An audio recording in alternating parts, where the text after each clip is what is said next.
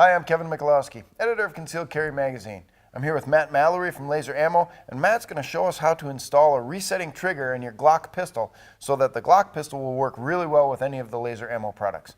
Matt, why don't you just take it away? I'll step out of the way and show people how to do it. Sounds good, sir. Thank you. I wanted to show you how to install our resetting trigger and also show you our TAS site that I have installed on my Glock 30 here. Being a Glock armor, training counselor with the USCCA, I get a lot of people asking me how to install a resetting trigger, how easy is it really to do so? And it is actually fairly simple. I got it down to about 5 minutes install, 5 minutes reinstall of my regular trigger. You obviously can't use the resetting trigger while you're on the range shooting, so I want to make that perfectly clear. It's important that you know that you have to make sure there's no ammunition anywhere around while you're doing this, because it's very dangerous if you have ammunition anywhere in the vicinity of cleaning a gun, much less taking a gun apart like this. So let's get started. Remove the ammunition source. I always like to rack the slide back 3 or 4 times. Nothing in the breech, magazine's gone.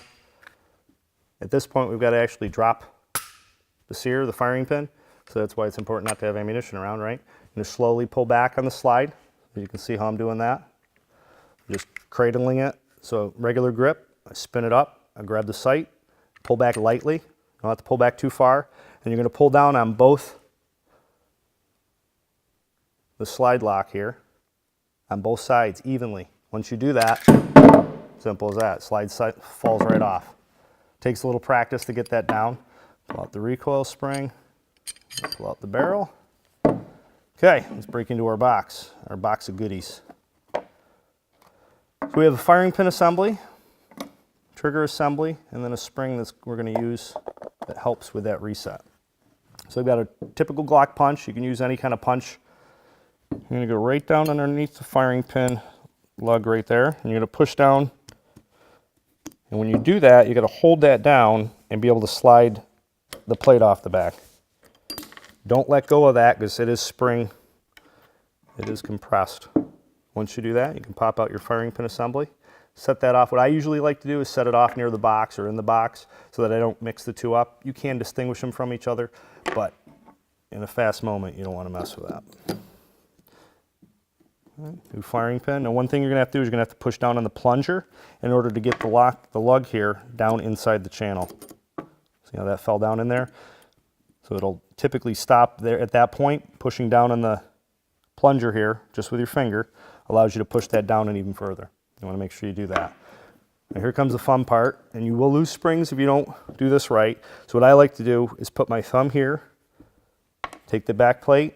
If you see, there's a little circle on the back side of it.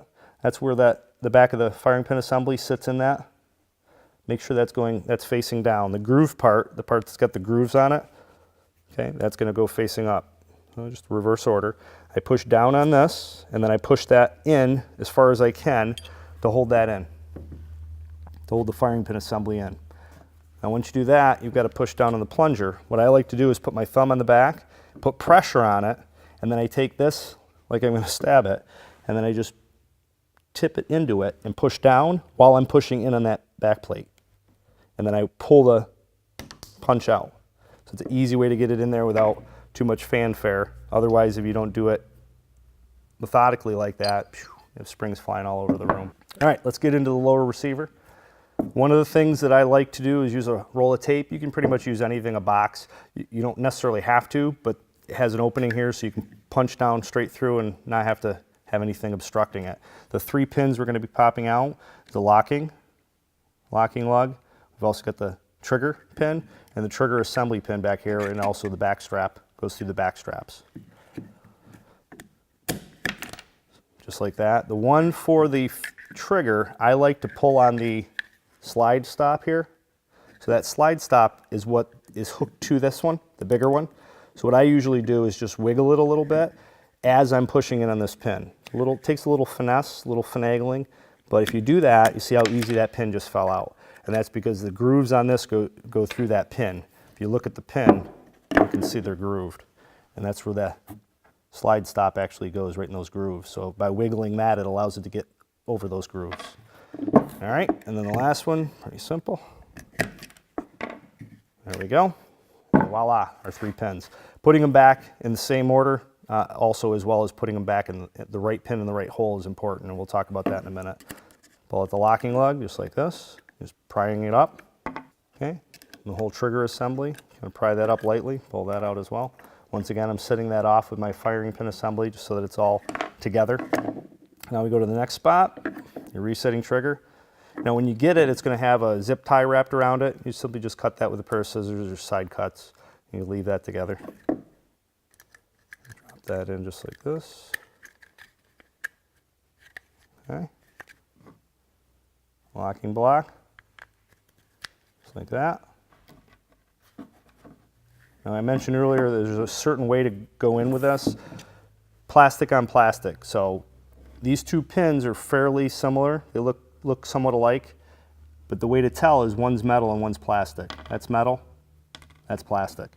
Okay, you can hear it and feel it. No, I wouldn't bend it too hard. Plastic on plastic. So you want this plastic one going in this back hole here, okay? I usually use the back end of my punch to be able to just set that off, set that in the hole. You want it even. So on this side you can see there's a little bit of a divot, and this side it's kind of flush. So what I'll do is just take the punch and just lightly level it out so it's a little more on this side. Okay, so we got that. And we want to do the metal pin first, and the reason for that is, and this metal pin actually locks in your locking block, you want that pin in first because you want the spring on the slide lock, you want this metal to be pushed down on that pin. When it slides over, you want it right underneath that. If you don't do it, you're going to have some issues. Back in the same exact way, so you're just dropping that right down into that channel, just like that. Okay, so now we're going to put the trigger pin in, and just like when you took it out, I usually hold the slide stop and just move it around a little bit so that it slides in pretty easily. Just like that. You might also have to put a little bit of pressure up on it, so there's a sphere. There we go. There's your lower, your slide. All right, so we're going to put the firing pin assembly in. And what we want to do is push down on the plunger so that we can get that to fall down into the channel there. See how it dropped in? Otherwise, it's only going to go that far and you're not going to be able to get the back plate back on. So make sure you push the plunger down and then just push that down into the channel. And once you have that, you want to make sure you put the spring in. Don't forget the spring or you won't have a fully functioning resetting trigger. You want to make sure it's straight. So what I'll usually do is, chances are it's going to fall on its side, which is not going to do what it needs to do. So I'll stick the punch in there, into the spring, and then just tip it up, and then straighten it out. Makes it pretty easy. And at this point, you're going to push down the sleeve, and on the back of the plate, you want to make sure that the side with the circle is facing down, and I push down on it and push in on that plate, like that.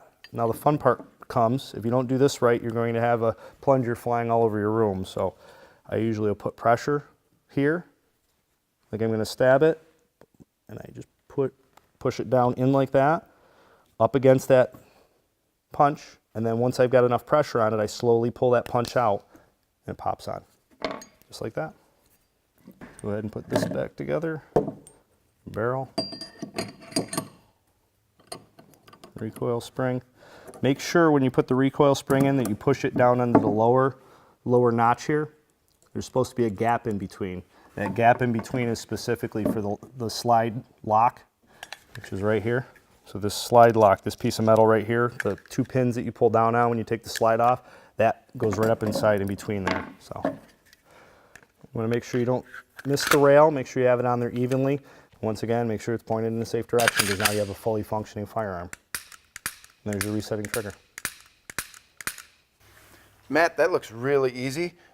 Is it something that people can do at home, or should they always have a certified gunsmith or someone to work on this for? A gunsmith or a Glock armor or a Glock advanced armor is not a bad idea, but it is something somebody can do if they feel comfortable with it. Comes with great instructions, easy to use? In the box, yes sir. Outstanding. If you want to get your resetting trigger for a Glock pistol, just click on the link associated with this page and order yours today.